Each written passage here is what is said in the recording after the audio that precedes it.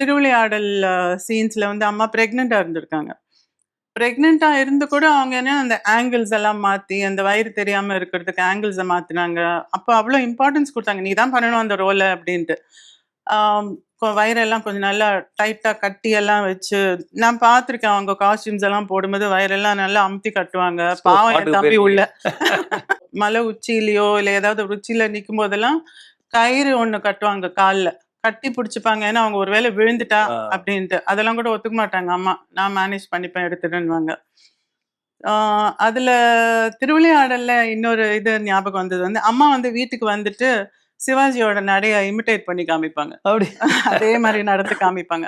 அந்த மீனவர் நட ஒண்ணு இருக்கு இல்லையா? ஆமாமாமா. அது ஆக்சுவலா யூல் பிரினர் அப்படிங்கிற ஆர்டிஸ்டோட நட. அந்த நட வந்து அப்படியே அம்மா நெறைய ஹாலிவுட் மூவிஸ் எல்லாம் போட்டு காமிச்சிருக்காரு அப்பா.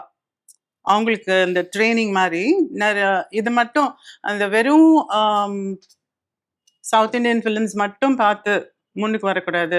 கொஞ்சம் ஒரு இன்டர்நேஷனல் எல்லா படங்களையும் யுனிவர்சல் பண்ணலாம். அவுட்லுக் இருக்கணுன்ட்டு ஹாலிவுட் மூவிஸ் எல்லாம் கூட காமிச்சிருக்காரு. அதனால அவங்களுக்கு தெரியும். இது வந்து யூல் பிரினரோட நட அப்படின்ட்டு அம்மா நடந்து காமிப்பாங்க. அதுவும் அந்த அது வாக்கா? வீட்டுக்கு வந்து. ஸோ அது எனக்கு நல்ல ஞாபகம். ஷூட்டிங்ஸ்க்கு போயிருக்கேன் நான் திருவிளையாடல் ஷூட்டிங்ஸ்க்கெல்லாம்.